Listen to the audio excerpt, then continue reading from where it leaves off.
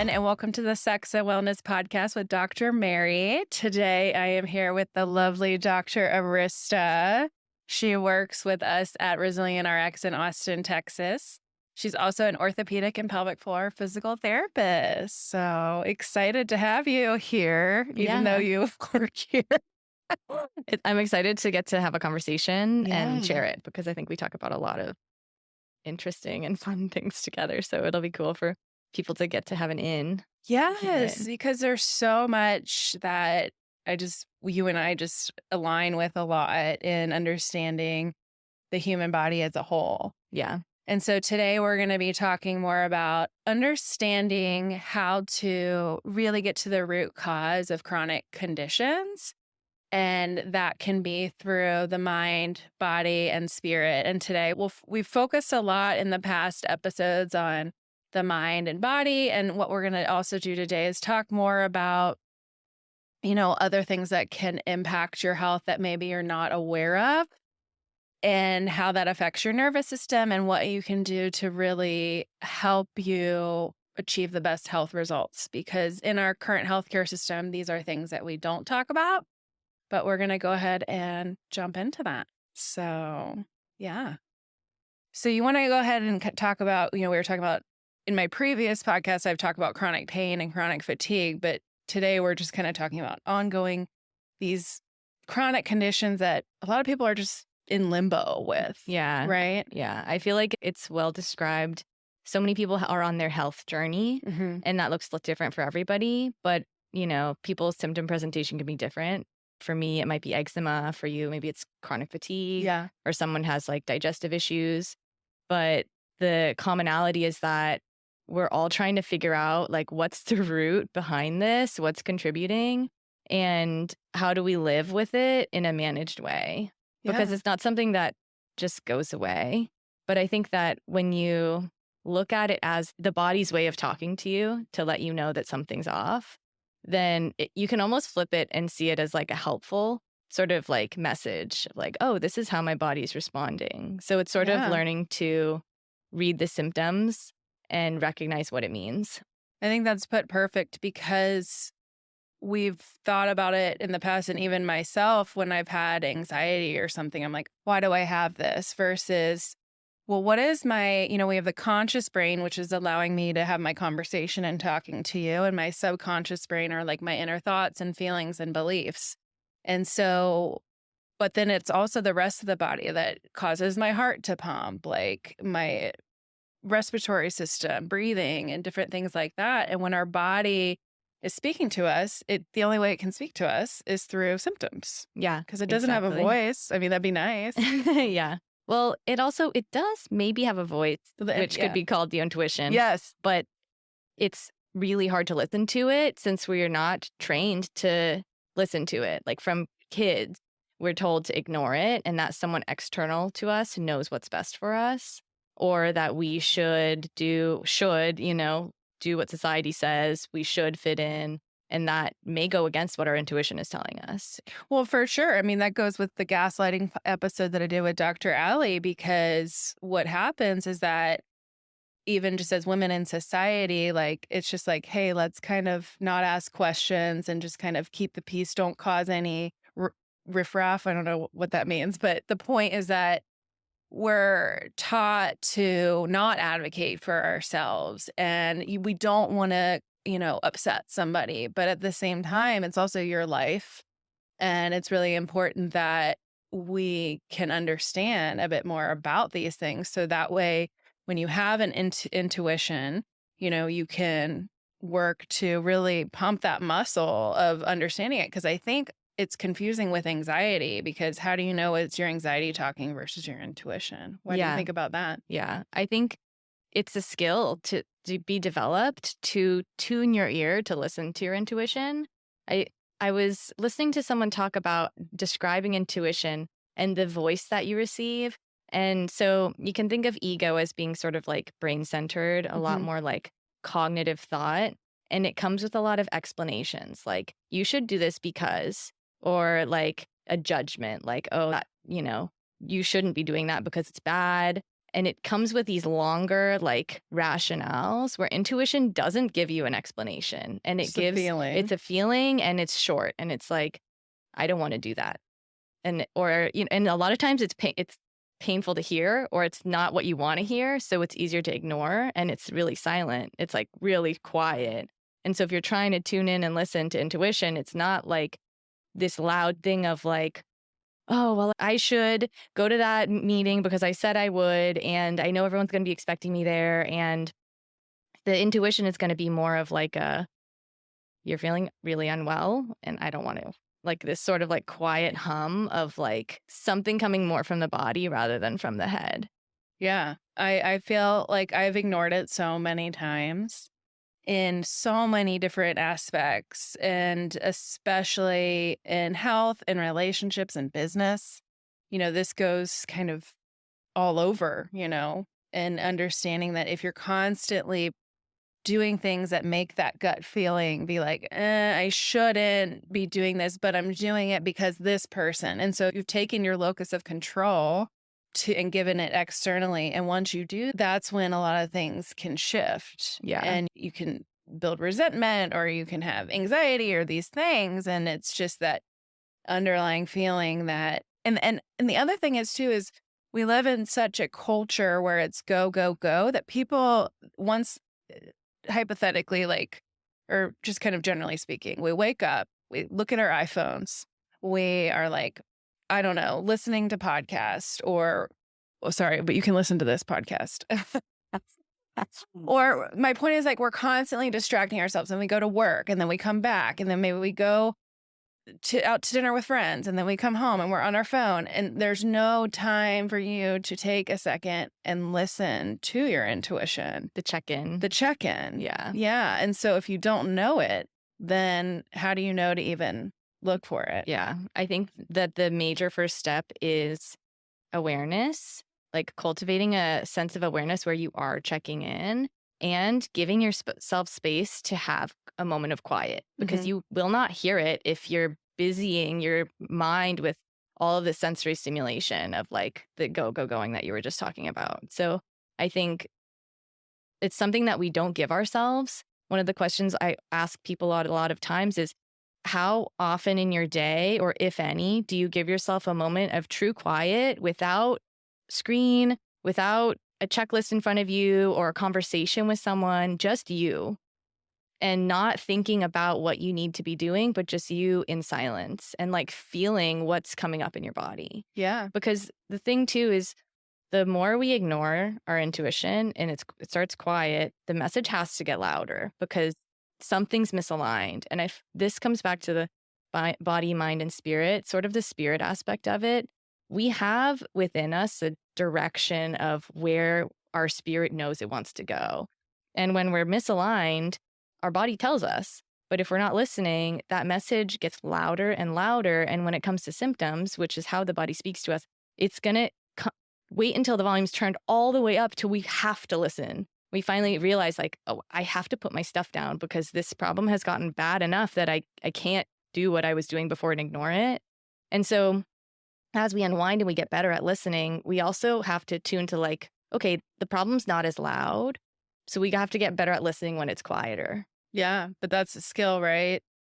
For me, I didn't even dive into this until after like my treatments and stuff, my cancer treatments. And I've said this before, is that I feel like cancer healed me because, it's something that I was forced to sit down and look at, like, what am I doing and why am I doing all these things for everybody else, but nothing for myself? And what I find is that people, even regardless of income, right? After there's a certain threshold, like after a certain amount of money you make, it doesn't necessarily change your life. I think it's like, I don't know the exact amount. Probably always changing. It's always changing because of inflation, but not saying that money can't help with happiness, right? Because it helps you provide the basic necessities and convenience and things like that. But in our society, our whole structure is set around success in business and finance, right? But we're not structured around work-life balance, right? And what fuels us as a human versus, business is great, right? Like, I'm a business owner. I enjoy it, but also I'm not going to be the person that works 80-hour weeks. Like, Yeah. it's just not going to be me.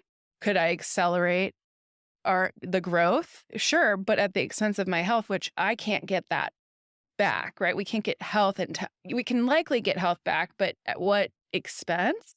And then we've got time too. So we're not thinking of it as a renewable resource, right? Money is a renewable. You can slowly make money again, but if once you have chronic health conditions, maybe like, well, I don't want to say you can't reverse some of those, but what I guess I'm saying is that your health will take a toll for a Yeah. bit. And then on top of it, time. Yeah. You cannot get time back. Yeah. And so every person, if you've ever looked at people that are on their deathbed, right? The common things they say is, I wish I didn't work as much. I wish I spent more time with my friends and family. And I wish I didn't care what other people thought. Yeah. Exactly. I think that it's the product of our society, you know, with capitalism, how it is, and valuing our productivity above all else. Yeah. And when you allow yourself to slow down and you allow your life to be driven by what is my body telling me to do, there's sometimes you have to do things that don't align. But when you know you're doing it and it's out of alignment, that's different than doing it and not realizing that it's out of alignment. Because if you're aware that, okay, I'm opting to make this choice because of XYZ obligation and it doesn't feel good, you know I'm going to go home that evening and I'm going to treat myself. I'm going to go take a bath and be quiet and like maybe, you know, drink some tea or whatever it is that I can do to like refill my cup that I just Replenish. emptied consciously by doing something that was out of alignment. But you have to have the awareness that you're out of that alignment to be able to then take the steps to like fill yourself again.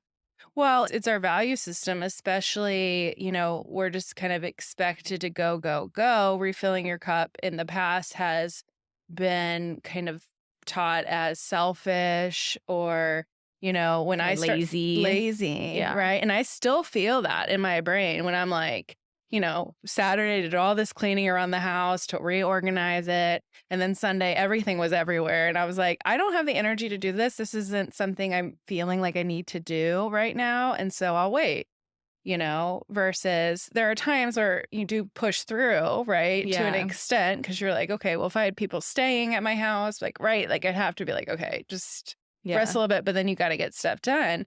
But so there's a balance too, right? Because, you know, I think we'd always want to take a nap all the time, right? Or Right. maybe me, but there are times where I'm just like, okay, well, I've got to push myself to do something, but it's typically in alignment with what I want. It's just I might not be feeling it that day. Yeah, totally. I think also, though, you know, when I really started on this journey of like letting myself slow down and go spend as much time inward and quiet as I need to like listen to what's going on, all I wanted to do was rest all the time. Mhm. And then there was a judgment with that, was like, what, really? Like, I've been resting. I mean, I feel like I rested for like 6 months straight. I wasn't pushing myself to do anything I didn't want to do. I was like, is this really like aligned with me? But then I came out of it and it's like I spent, my whole life pretty much, but at least like 15 adult years not listening, not resting. Yeah. Like, of course, it's going to take time. Once you do quiet down and you let yourself be slow, give yourself grace that if you want to slow down for a whole year before you like get ramped up again, there's nothing wrong with that. You're just coming back into balance with yourself. Yeah. And the thing is, it's like, you might think, oh, well, and then I'm going to be behind and this and this and this. And if it's meant to happen, it will happen.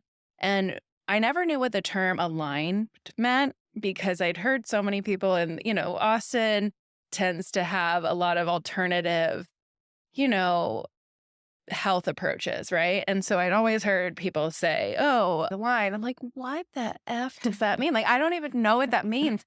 But when you feel it, you know it. And feeling aligned is, you know, I heard somebody say this the other day, and it was very similar to what you were saying, is that, you know, yeah, maybe we listen to the same thing. Is there's something different about doing something that you're pursuing an end goal that maybe you're not there yet, but you're still happy because you're progressing towards that versus when I worked at corporate, it got to the point where every day I was like, oh, this is another day that I could have been working for myself and cultivating a positive work culture that I've never experienced, Yeah. I mean, it has the places I worked before had some pros and cons, but like overall, it was down to every year productivity was increasing, reimbursement going down. We were always hitting our numbers, but it was just never enough.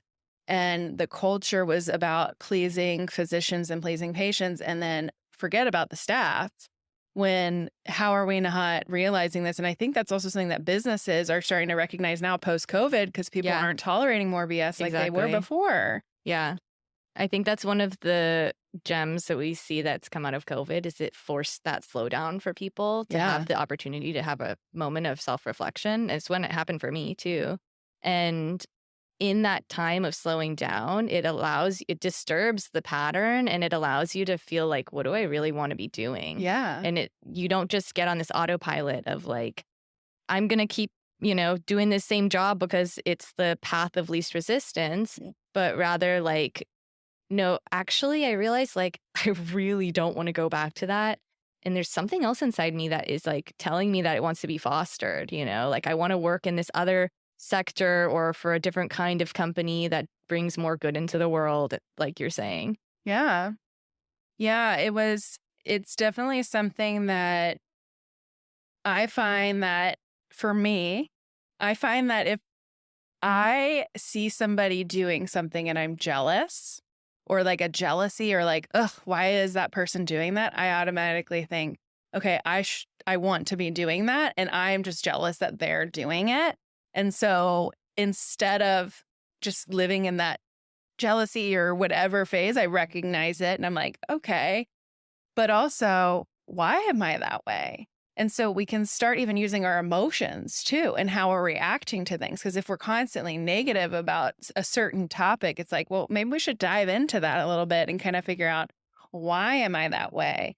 Oh, well, maybe this person, instead of thinking, oh, like I could do a better job or whatever, it's maybe how we spin it and be like, wow, that's actually a role model for me. And it's good to see that that's possible Yeah. versus, you know, coming at somebody or constantly living in like a negative fear-based mindset. And I find that unfortunately, I'm seeing that more in just even the business world is, hey, there's abundance.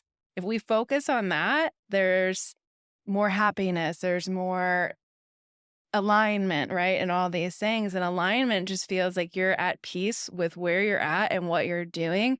And there are times where I'm just sitting with friends and just talking. And it feels so right because I surrounded myself with people that encourage my growth. They don't make fun of me for, pursuing these different things, and they want the best for me versus if you're constantly around people that make fun of you or the things that you enjoy Yeah. and they put that down or you don't feel supported, that's a whole other side that can eat at you too. I'm not saying like quit all your friends. It's just more of maybe you put those people in different categories. Yeah, totally. It can be a painful process growing, Purging. spiritually, and realizing that a lot of people in your life are not aligned with the type of life you want to live, that when you go around them, they bring you down, they judge you, you feel like you're defending yourself around them. You can't be your true self. You're like hiding aspects of yourself. And like I've lost friendships because I've outgrown them, or like in the past, they've outgrown me.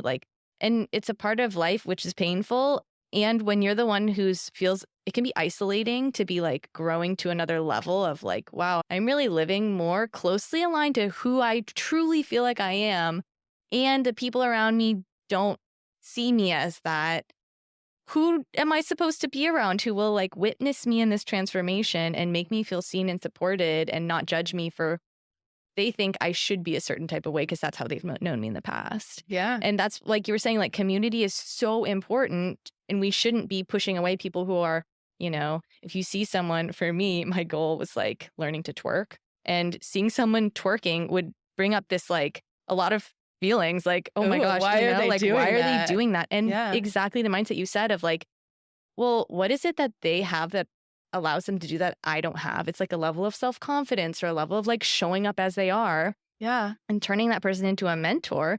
that's how you find people who are like leveled up with you and can see you on that similar vein Yeah. because they're pursuing things that you want that you haven't gotten there yet. Yeah. Well, it also comes to like showing yourself, like if you're moving your body in a certain way, it can be more of a sexual, movement. And we might initially perceive that as, oh my gosh, because I grew up in a Catholic cult. And it's like, oh my gosh, women shouldn't be doing that. And I'm like, well, why not? Like, if it's something somebody wants to do, and, why am I judging what somebody else wants to do? Right. And so it's more of, if I want to learn how to do something, right, like I'm going to try to understand that if I have that reaction, I probably need to look into it and think, okay, well, maybe I should be twerking all the time. I'm just kidding. Not all the time. I feel like, well, whatever you want to do. If you want to twerk all the time, no judgment here. But yeah, it makes total sense versus society is grow up, get married, have kids, a white picket fence, have your 401k, have your IRA, have the nice car.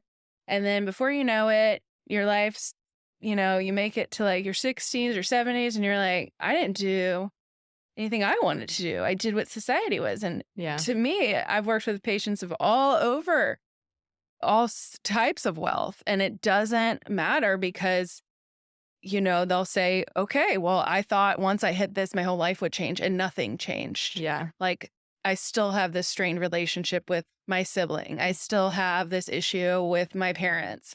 That stuff doesn't change, but we think some magical thing is going to shift. And the reality is happiness is in the contentment of the moment right now. Yeah. And every goal that I've met in business and in life, I can't believe, like, I would have never imagined that I was, each goal that I've hit. But now that I'm here, I'm like, oh, that was forever. Now I have this next goal, right? And this next goal. And so it's this never ending leveling up, which leads to never ending unhappiness. Yeah. Yeah. To place your happiness externally Yeah. on something. I mean, that's like, like you said, when you talk to someone who's on their deathbed, it's like, your happiness shouldn't be placed in like, oh, I'll be happy when I get XYZ. It's now. Like, it's now. Yeah. Yeah. Being content in the present. And I think also what makes that difficult sometimes being in the present is when you're living out of alignment with what your true self wants to be doing. Yeah. You're familiar with the concept of cognitive dissonance. So it's something that I learned in like psychology. So we all have sort of like an internal compass of morals or like, values that we set. And it say something for me as like, I really highly value my physical health. Yeah. But our behaviors don't always fully align with that internal compass, because we get distracted with life. So say over the holidays, I'm just like eating really crappy, or like for a year or two, I just sort of lose sight of that. I get wrapped up in something that happens to me and I like lose sight of that. And then when we reorient and we realize, wow, one of my deep core values is like my health, and I haven't been making my decisions based off of that compass. It's super painful to realize that. It's that painfulness. It's called cognitive dissonance because there's a dissonance between who you see yourself to be and the actions that you're choosing to make. And so in a similar way, this like being aligned or being misaligned, it's like a dissonance between like, wow, I see myself as someone who cares about life and wants to find joy. And yet I find myself working at a clinic that sucks out all of my energy because it's a corporate machine and I'm working, seeing 20 patients a day. Like, it's painful to look at that. So when you try to settle down into the present moment and you're like trying to find your happiness here and it's uncomfortable, it may be a sign that you have a little bit of internal reflection that is trying to come to the surface for you. Oh, yeah. I mean, I knew I wanted to start this practice way before I did. And I remember I had a friend that was like, oh, you can do it. And I was like, no, I can't because of this, and I can't. I got this. I can. And it's like, okay. But, that might come up for you, but those are excuses. Yeah. And I was like, oh, can you just like, oh my God. But yeah, sometimes you need that friend that's like, listen, I'm happy to be here for you, but also you're not doing things to pursue that. And you can. That's a limiting belief that you think you can't. Yeah. And it's not like I have friends that I go to that are just like, I'm like, can you just like sugarcoat everything for me? And then I have like the friends that are like, give it to me straight, you know? And yeah, it's just one of those things where you have to kind of sit in that and be like, why am I so exhausted after working at a clinic where you're seeing 20 patients a day? I don't have time for my partner in the end of the day. And then I'm exhausted on the weekend recouping from the week before. And I can't believe that I did that for 7 years and only 2 weeks off a year and then working like crazy hours and then just nonstop. And it was when I wanted to rest or, take more time and maybe not teach on the weekends as much, it was like, wow, it could be misinterpreted that I'm lazy, but I'm actually the opposite of lazy. I actually need to chill more because I have this thing that I'm not doing enough. Yeah. And so that's my constant struggle. But yeah, you can go off your alignment. Like I stopped cooking. I stopped like fun recipes that I used to do. And I just started eating out more. And I was like putting on weight and feeling really cranky and tired. And I was like, what the heck? And then finally one day I was like, I'm done with this. I got some things that helped me motivate myself to want to cook more. So like I cleaned out more of my kitchen area so it's easier to chop stuff. Like what is the easiest way for me to continue to do those things? Like maybe the knives are right next to, the cutting board or like silly things like that. Yeah. But things that help you enforce the habits that you want in your life and make it easier. So the path of least resistance is thinner, maybe, or it's easier. Yeah, it's some less activation energy to get you doing the things that are actually aligned with you. Yeah. So it's like if you constantly hate chopping veggies or whatever, and you have like this crappy knife, like maybe you get like a cute cutting board or something that kind of motivates you. People talk about this like with fitness and things like that, like maybe a better pair of shoes or something like that. And it's not even that you have to buy something per se, but more of what would make you more excited or more apt to do something that you're not doing consistently, if that makes. Yeah. I think another piece of that too actually comes down to the emotional tone or our judgments of ourselves, like why we're not cooking our own meal, right? Like there is likely tangled up in that, like, oh, I'm too tired and I just really don't want to do it, is like judgments of shame and guilt over it and feeling like really crappy about the fact that you're not doing it. And I think a useful tool can be like, the internal landscape, how we talk to ourselves is the number one most important thing. Yeah. And it's so easy for us to demean ourselves and have like little feelings, sometimes not even words, of like guilt and shame that if we aren't looking for them, we won't see it. And that can be a block to like why I'm not going into the kitchen to cut the vegetables, because I feel crappy because I'm guilty that I'm not cutting the vegetables. It seems like counterintuitive, but once you like really look at it and bathe yourself in self-love and adoration, like, I see you, you're tired, and I know you didn't want to cut those vegetables and you didn't cook for yourself for the past year, and it's okay, and there's no judgment here, and you turn it into like a loving, supporting cocoon, your environment internally, rather than one of judgment and shame. You may just be like, you know what? I feel energy and I don't feel so bad, and I actually kind of want to cook now. Yeah, I would shift it because I'd be like, oh, I don't want to cook. I'm exhausted. And then I look at like Uber Eats or something. And then I'm like, okay, well, I'm going to feel not so great when I eat this or this. And I used to really love this. I used to love these little recipes and coming up with new ways of eating that fuels my body. And so I did a class a while back on like knife cutting or whatever and how to chop. And it was interesting because the way they approached it was like, why don't you think of this more as like a meditative process versus I used to think of it as a waste of time? Yes. Like it was inefficient use of time. That's what my brain always thought. And now I'm like, okay, slowly cut, the onions or like the scallions and like just noticing it and playing some good music. And I've turned it more into like a meditative state and just something quick too, like that I can just toss on or whatever it is. And, or whatever, like if there's pre-cut things at the grocery store, things like that. The thing that we're on like a food topic, but I think what's also frustrating is that then there's also another cultural judgment around if you don't buy organic.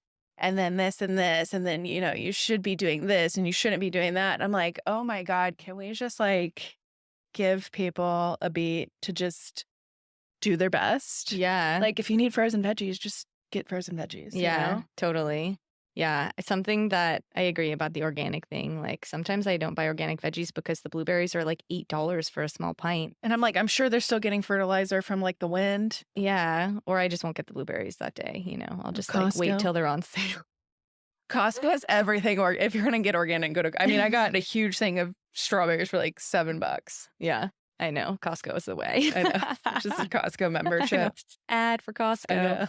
Affiliate link. One of the things that when you were saying, I have a perspective of mine that's changed is like I'm constantly taking myself out on dates, and they're like probably the cheesiest, lamest dates ever, where I'm like turn on some music and I'm like smashing up bananas in a bowl because they're brown and I didn't eat them fast enough, and I'm making banana bread. Great. But like the attitude behind it is like, as if you're taking someone out for the first date, and you kind of make it like fun and romantic, whatever it is. You could be like steaming a bowl of frozen veggies, but it's truly like the tone behind it is what makes it joyful, right? Yeah, exactly. Rather than a chore.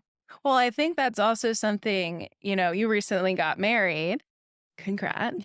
But even people that aren't in a relationship or in a partnership, there's a lot of pressure to like date and be in a partnership and, get, whatever in a relationship ASAP. But I think what we're missing is that our relationship with ourselves. Yeah. Right. And so if you can't even communicate what you want as a person and date yourself, how to even explain that to the people around you too, and even friendships. Yeah. Right. And so that's a big thing where even just in my dating experience, I haven't been able to meet people that know themselves well enough to explain to me like what they're wanting, because it's hard if that person doesn't. It's literally impossible for me to know if they don't know themselves. Exactly. Yeah. And so this only can help you in every relationship in your life.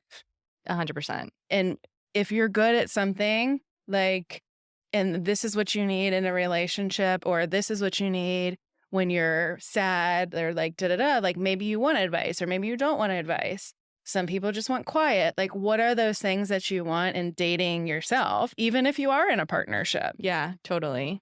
Yeah, I think it comes back, like knowing yourself, it comes back to being able to interpret what's coming up in your body. Like, for example, the other night I was feeling really agitated and I couldn't wind down. I just it was time for bed, and I just was cleaning the kitchen, which is my symptom. Like I can tell that something's going on where I'm cleaning, and it's like 9:30 p.m. and I can't put the sponge down, and I'm just, and I'm like, okay, why do I feel so agitated? Like what used to happen is this was just my pattern. I just would never chill. I would just like come home from work and I would be constantly doing something. I couldn't sit down on the couch. I'm much better now, but I can tell, and I'll sit down and I'll feel this, I felt this agitation, and I was like, something's up, like, what is it? And it can be difficult to discern. I'm listening. I'm like, intuition, tell me what's going on. And there was no message.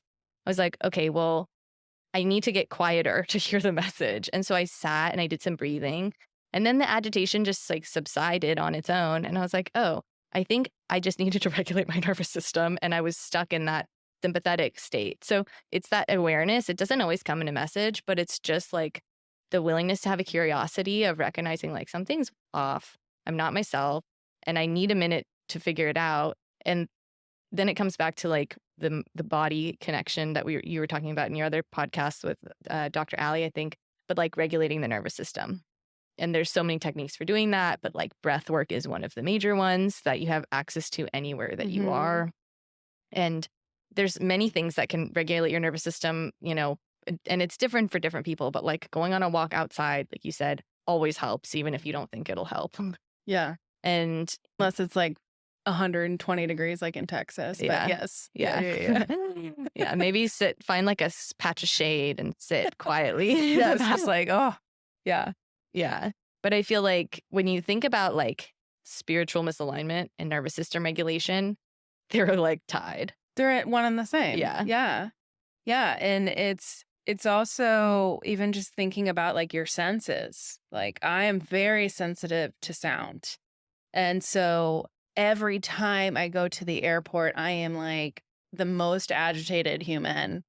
I just am not myself. I'm like, oh my gosh. Like, and every time I'm like, why am I all of a sudden this different person when I get to the airport? And then I started really thinking about all of my senses. And I'm like, okay, the lights are super bright.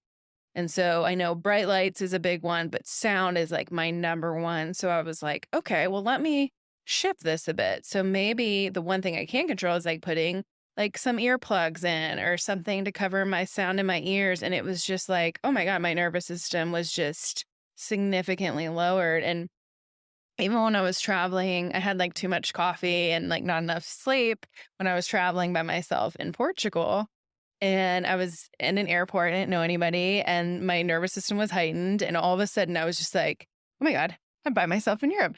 Oh my God, what if something happens? Oh my gosh. And then I started spiraling, and I was like, I'm gonna pass out. Like right now, I don't know where this is coming from. I haven't had a panic attack in years. Like, what's going on? And so I was like, okay, Mary, what would you tell a patient? I would put my headphones on and I started just recognizing the anxiety and I did some diaphragmatic breathing. And within like 2 minutes, it was like I took a Xanax. Yeah. Yeah. Diaphragmatic breathing is where it's I at. mean, I was like, what would I have done if I didn't know these things? You know, I mean, Yeah. and so I think of, oh my gosh, there's so much that I have learned from all of this craziness that's happened in my life that people don't even recognize. And so if there's something that is constantly overstimulating, like I said, sound for me is just, it's really tough. And so there's like those little loop headphone things. I don't know if you've seen them. They're like little plugs so you can still hear people, but the background noise is kind of drowned out. Yeah. And so even recognizing like what are things in your body that are when you're in that anxious state, like what are you hypersensitive to? You know what Right. I mean? Right. And so recognizing even in certain situations, like how can you prepare for that situation that you know stresses you out every time that you have to do it, right? Yeah. Like the airport, right? I Yeah. can't just not fly and I can't afford private. Yeah. So I mean that'd be great, maybe one day. Yeah. But I think that's important for people to even notice Yeah. that. Totally. I think, and tying it back to sort of the idea of everyone's being on their individual health journey, Yeah. it's when everybody might have their different symptoms, but when you look at the symptom and you think like, why is this happening? Because that's, I mean, for me, that's when my eczema flares up. In the past, I was like pulling my hair out, like, why? Like, what am I doing? My diet should be controlled. You know, all my boxes I thought were checked. And a lot of times the piece that's missing is the self-reflection Yeah. of like lifestyle is such a big catch-all that it can be unspecific, but it's like the internal check-in of like, what's the thing that's whispering to you that you're not listening to? Exactly. Yeah, you can look at, I mean, that was the biggest thing for my health journey is I don't understand. I am exercising, I'm eating healthy, I'm, doing well at work, but I was missing the spiritual component. And spiritual doesn't even mean like I used to think that was something of like, okay, well, you have to be religious. Those are not two in the same, right? This Right. can apply to any God you believe in. If you believe in a God or whatever, there's whatever you believe in or don't believe in, there's something inside of you that, we can't see, but if we constantly ignore it, it is just going to perpetually keep us unhappy. And the biggest thing that I find is going back to your internal locus of control, because every time before I'd always look at everybody else's opinion and be like, what does this person think? What does that person think?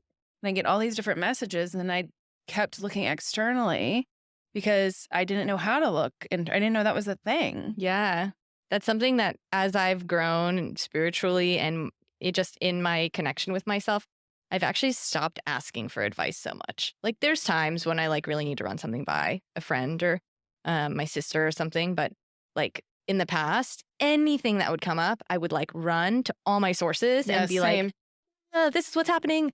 Tell me what I should do. And then I would kind of like take an average of their responses and then like decide. Yeah. And now a lot of times I don't want to hear advice because it clutters like what's coming from inside of me. It's like it can help sometimes. I hear someone's and I'm like, that's not right. Like, it gives me sort of like a compass, but like most often I'm like, I have an issue. I need to sit with it and simmer before I let someone else tell me their Tell you what thoughts to on do. it, Yeah. because it's that handing over the external locus of control. Like, I don't want to give that to anyone. I need to like Mhm. hold it until I decide that like I really do need an extra help with it. Yeah, I feel like for me, it comes more up in business because, as we're evolving, we're all learning a lot too, including myself and growing a business. And for me, I sit with it and like what aligns with our core values and our culture, and then what's also good from a business perspective and how can they be together because they're often very separate. And so if I'm kind of struggling and I don't know where to go, I'll sit with it myself, but then I'll talk to a mentor whose values align with me. Because if I talk to somebody that's solely focused on revenue and profit and this and that, they're not aligned with my values of like, how is this good for the team and how is this good for business? Because if we just weigh one more than the other, then you don't have a business and you have a great culture. And then if you have a business and you have poor culture, so it's like this constant checks and balances. But it's something where maybe if you do ask for advice, be careful who you're asking advice to. Definitely. One of Brene Brown's things is, when you care so much about what other people think, we're naturally going to care what people think, but we can choose who we care about, Yeah. whose opinions we care about, right? So if somebody, like I have had somebody that, and I've had it in the past where before I started my practice, people were making fun of me. Like they were laughing, like, what is she going to actually do? She doesn't even have a business plan. I'm like, I know what my business plan is, like start this and get going and then I'll learn what I like. And, but now building out, it's like, okay, now I know what I'm doing, but I allowed myself that kind of freedom to be like, okay, clearly I need to get patients in and I want to give good care, but also like my goals 5 years ago are different than they are today, but I was made fun of for that. Yeah. So why would I ask somebody that's going to make fun of me that hasn't even started a business? Because a person that started a business isn't going to talk to you like that unless they think you're a threat, right? And so I'm going to choose to recognize that that's somebody that is likely jealous of what I'm doing and they have their own shit to work out versus why don't I go to somebody that's done it, that treats people, you get what I'm saying? Yeah, totally. And so you can choose who you listen to, because if you just listen to the naysayers, you're going to stay in this fear lacking kind of mindset versus an abundant mindset in that, oh, great, like you're doing this and da da da da da versus, wow, that's stupid. Like, what are you even going to do? Yeah, totally. And it's just interesting because you kind of learn who's got your back too when you do this, but you will purge friendships. For sure. Yeah. It happens. Yeah, it does. It happens. I feel like the funny thing here is like, as humans, it all taps into like our survival instinct, you know? Like, we are social creatures. And so for us to get kicked out of our social circle could mean death in the past, right? Like when we were way, way, way, way older, like creatures, we didn't have society. And so to get like advice that is negative, it stimulates something in us it's fear, because it's like, oh my, I need these people to accept me and love me. But we are in an environment where we have access to literally everyone's voices, not everyone's voices, but many voices from around the globe. And that's not the size of your community. So being able to like tune to like who is actually my community, and those voices are the ones that I can get affirmations from. And that's what my nervous system is going to listen to when I'm feeling like fear, because I'm getting a lot of negative input, and recognizing that like, why am I so affected by this negative input? It's because it's programmed into us as like the way that we've evolved. Yeah, it's hard to not care. You literally cannot care about what people think unless there's a psychiatric issue. I think it's like, I don't know which one it exactly is, but like in general, most people, right, as a human, in human nature, survival instincts are primal instincts, art, community, right? Being hesitant to maybe express yourself, but then because you don't want to be rejected by your community, right? So these are all things that we naturally have in ourselves, but it's not that they're It's more of sitting and listening to what they're saying and recognizing it's a feeling and sitting with that feeling. So if you're like, okay, I feel like, I'm feeling really anxious about XYZ or whatever. Like, I'm really anxious about this next step in like my house or something like that, right? Or another part of the business. You just like sit there and it's like, okay, I'm recognizing that this is anxiety, and I sit with it and recognize that's normal. That's normal that I'm feeling this way. Like, think about all the things that you've done in the past, where you're at now. And I even reflect to where I was 5 years later, and I'll go through and like look at pictures of myself and like how far I've come. And then you approach it with kindness and sit with it. And then it slowly can dissipate. Yeah, And adding movement with that is huge too. totally. There's a practice that I've started using, like a lot of times when I would have an emotion come up that was deemed like a negative emotion, right? Like maybe I'm feeling anxious and my brain labels it as anxiety. And so I'm like, ooh, that's bad. Like, stop. Why are you feeling anxious? And I start trying to rationalize with myself. And instead, what I've started doing is like remove that label of anxiety, because actually anxiety in the body can also feel kind of like excitement. It's just energy. It's just sort of like this like bubbly energy. And like, what does my body actually feel like? It's like maybe there's some like buzzing in my palms. There's like some tingling happening here in my stomach. And like when I feel it, what does my body want to do? A lot of times it's movement. It's like I want to like shake. I want to like move, or like, I want to, or maybe I need to like breathe and like do open mouth exhales. Like there's something comes through when I remove that label of anxiety, which for me, it makes me want to shut it down and kind of be like, no, like push it away, which kind of keeps it there. It keeps it going. It's a perpetual state. Yeah. Yeah. But letting yourself like feel the sensations of it without judgment, like give them freedom, and then it can move through you and it can help clear space. Like, oh, that's not so overpowering. Like maybe you still have some anxiety if it's something looming over you that you're like, some people genetically but have like predisposed to it. And unfortunately, I think I'm one of those people. But it's one of those things that I can manage it through this, right? And so I might be more susceptible to chronic, like generalized anxiety versus like somebody can be anxious and then manage it. But you can also do both. Like, and that can be helpful as well. So it's not that, all of a sudden you just do these things, your anxiety goes away. I can vouch that that's not necessarily the case. But if you keep doing things that more align with you and align with your values, you will find that slowly dissipate. I mean, I used to have like just debilitating social anxiety, which people are always shocked by because I just talk all the time now. It's because it's not logical. It's not a logical thing, right? And then when you look back to the roots of these things, it's like, okay, well, if I wasn't able to speak my truth for many years, of course I'm going to be anxious around people because I'm thinking everybody's judging me because that's what I was, taught. And so we have to be gentle with ourselves because we didn't cultivate the atmosphere we grew up in, but we can cultivate what we can now. Yeah, totally. And it's just an interesting kind of way to look at it, but also going back to even if you don't even know who your authentic self is, right? It's more of just even noticing like what are people that you're either jealous of, or what is it that sparks your interest but you never have time for?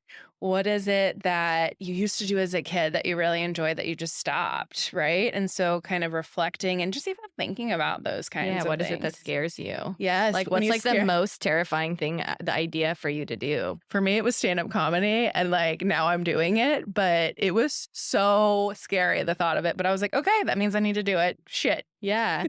Well, you also don't have, you probably like had to do some work to get to the point where you could do that. Oh like, my gosh. I wouldn't just take your fear and like dive head in. No. Like gently. Nervous system needs to ease into it. Please don't try that right away. Yeah, take some baby steps of like what that looks like for you. But to be able to get there to your biggest fear is like, then you feel like what else could there be? Yeah, like, and it comes from a sense of self-safety, right? Well, what's the worst that's going to happen? People boo me off stage. I still have my health. I still have my legs. I still have my arms. I still have my body. I still have my doggy, like you're going to be fine. Yeah. There's bigger things in life that can affect you. And when you can realize that and kind of lean into it, oh my gosh, but that took years to build up to. I mean, I started public speaking in 2015.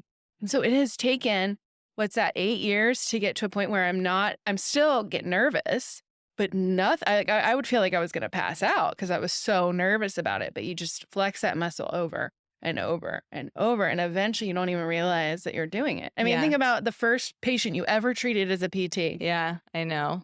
Right? You're panicked. You're like, oh my gosh, you write out your treatment plan like 5 days in advance. Yeah. And you just flex that muscle so many times that you're just not nervous. Yeah, totally. Yeah. And it's just, and if you're not making yourself nervous, then you're not pushing yourself, I think. Yeah. Because if you're nervous, you're leaning into that vulnerability, which is how you get to that growth, but it's also really scary. It is, yeah. It's like the growth edge, I like to call it. Like, where's your growth edge? Like, here's a sense of safety. Like, I can do that all day long, no problem. Yeah. Then this is like past my growth edge is impossible. Like, I could never do that. Like, yeah, I could never go up on stage and perform a song in front of like thousands of people. That's just like, I could never do that. Okay, there's a line in between those things. Like, where are you right now? Something that makes you kind of uncomfortable, like your palms are maybe a little sweaty, but you're not going to pass out. Yes. And your deep breathing can help you through it. And then you expand that growth edge slowly over time. And so your nervous system adapts. Exactly. I heard somebody say that the other day. They're like, you're exactly where you're supposed to be right now because your nervous system has adapted to where you're at. And to get to that next level, like if you're not experiencing maybe the success in business or whatever it is, that next level you want to get to, right? It's maybe because you're working inward is what needs to happen to help you propel forward, because it's not intuitive to know, hey, when you have more emotional intelligence and also spiritual intelligence or like inner intelligence of who you are and like what aligns with you, it's just going to be this constant battle, right? And so it's just really like thinking about it from that perspective and just noticing how it affects everything around you. And this goes back to health, because if you're constantly in this agitated state or not feeling like you're doing things that you value or that you're working towards, your nervous system is going to be dysregulated. And then that can cause inflammation and that can cause these chronic conditions, right? Yours is eczema, right? Mine's more fatigue and anxiety, and other people might be back pain or hip pain. And then that kind of dives into like the chakras and stuff too, right? And so sometimes like if I have a patient that's dealing with something for a long time and, we're trying everything biomechanically. So like dry needling, massage, loosening up the muscles, doing exercise, and they're just not getting better, I'll say like, hey, do you want some woo-woo stuff? And if they say no, I'll say, okay, because I don't want to throw that on you, right? Because they might be like, you're crazy. But it's just like, okay, well, then we can kind of look at the chakras, right? And so can you explain what chakras are? Yeah. They're essentially energy centers in the body, right? Yeah.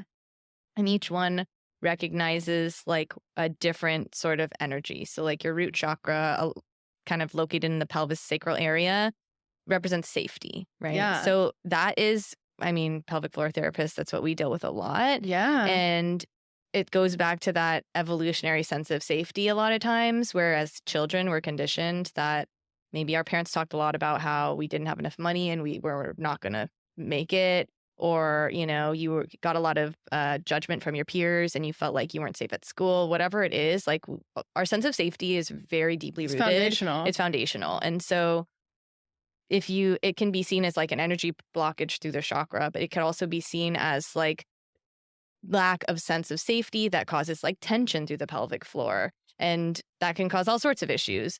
Another chakra, that self-expression kind of like twerking thing that I was telling you, is the throat chakra. It's like, can you speak your truth can you show up as your authentic self? It's like, I'll feel it here in my throat when I'm like, ooh, I don't know if I can show up as my authentic self around this group of people, whoever I'm around. And like, I'll start to feel like a tightening in my throat. And it's a recognizing sign for me now where I'm like, oh, you're trying to hide something from these people because you don't feel safe showing it. So I feel like with the chakras, a lot of it is, again, that tuning to the body sensation of like, oh, my stomach is like super taut, knotted up in a ball. Or yeah, I think of it as, okay, well, our body's communicating. And then the way I've thought about it is like looking at them and be like, okay, well, if I'm having more kind of throat or neck symptoms, right, and it's chronic and it's not going away, it's not just like this acute injury, right? Because there's acute injuries too. Like, I'm Right. not going to Of be course. like, if somebody sprains their ankle, I'm like, oh, your root chakra, like you should have been more aligned. Like, Right. I would want to punch that person if Yeah. they said that to me, right? Because we have to be realistic too, Of because course. there's also injuries and stuff as Yeah. well. But these chronic kind of ongoing things that aren't typically responding Yeah. to typical treatments, like you get all the MRIs, all the testing, all the blood work, everything's coming back normal, Yeah. right? Yeah. Normal, but okay, these are some things to kind of look at too. And like, where do you constantly have pain or symptoms? And for me, myself, it's always been throat area, throat, neck, like pretty consistently. And Yeah. that's matches up with my inability to speak my truth and be my authentic self. Because I was always told, like, act like a lady, like ladies don't curse. And I've been cursing more lately because I'm like, this is my self-expression. Because I just feel like I've been told not to do it for so long. And, you know, I've always been an athlete growing up. And so I like didn't want to wear dresses all the time. And so that doesn't fit into this category of this perfect Yeah. churchgoer girl that, you know, needs to do XYZ. And I'm like, well, now athletic clothes are in all the time. And I'm like, see, like, Yeah. I was in all the time. Yeah. And with your stand-up comedy, literally, you're also like freeing your voice. now, Yes. right?